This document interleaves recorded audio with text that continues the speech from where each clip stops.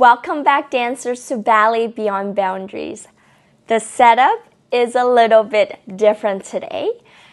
As promised in previous videos that I was going to teach a choreo, and I thought that for this holiday season, what would be the best choice in terms of a choreo?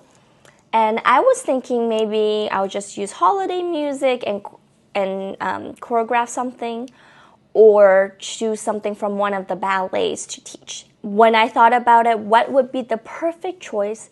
And one ballet stood out to me from the rest, and that is the Nutcracker Ballet.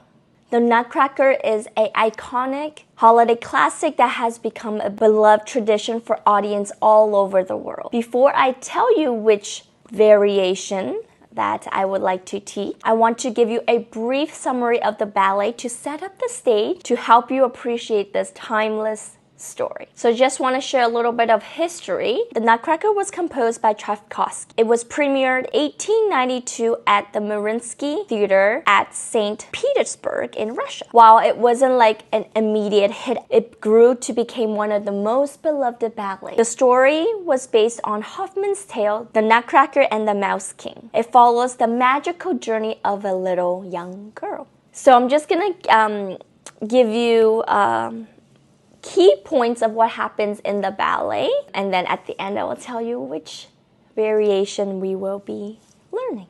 So the ballet starts off at the home of the Stauber family. So it was a snowy Christmas Eve, and Marie and Fritz, brother and sisters, in other versions also known as Clara, as the little girl's name, they are welcoming their guests to their home, to their holiday Christmas Eve party. So the kids are playing games, dancing around, receiving gifts, and Marie's beloved godfather, in some versions uncle, brings lots of magical presents to the party. The last present was a nutcracker that was given to Marie. And the party, there's dancing, and the party ends, and then Marie heads to bed. As she was falling asleep, she hears a loud noise that wakes her up. She felt that something wasn't right. Find out where the sound is coming from.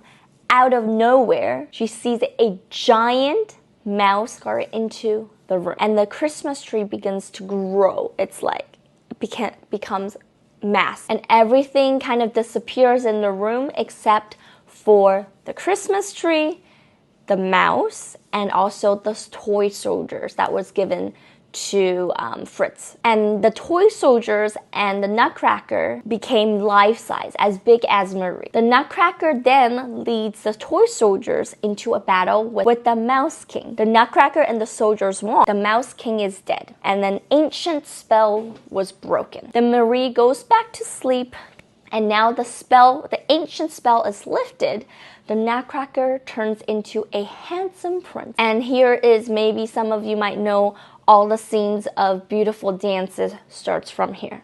So the prince and Marie goes into the snowy area, and then the dance of the snowflake begins. And then later, after the snowflake dances, they arrive into the land of sweets, where they are greeted by the sugar plum fairy. And everybody in the land of sweets dance for Marie and the prince.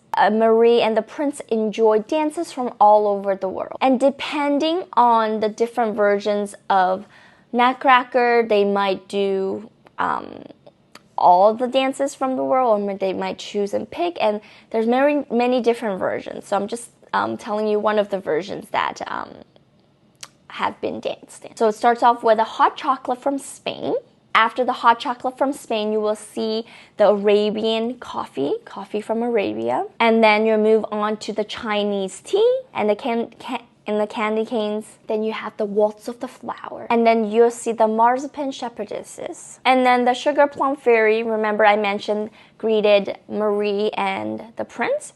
So she does this variation in the beginning, and then at the end, she comes back. Then the sugar plum fairy comes back to do a dance with the caviar, and as they performed this majestic dance. And at the very end, it was time to say goodbye to the prince and Marie.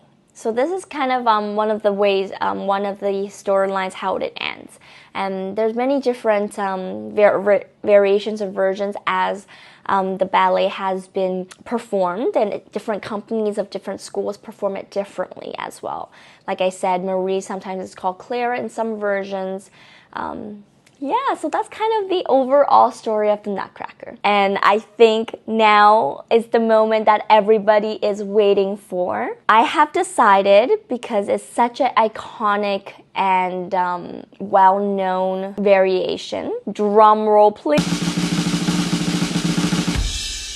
The variation that I would like to share is the Sugar Plum Fairy variation. It's known for its delicate and dreamy quality, paired with the famous Sugar Plum Fairy music. I will talk more about it when I'm teaching it, but there's definitely ways you can modify, and different ballets from all over the world dance it differently. So not saying that my version is the only way or the correct way. I might modify some things, I might change some things. So it's not exactly wrong or exactly, there's no wrong and right to this. I am super excited to share this variation with you all, and I'll see you guys next time on the dance floor. Bye!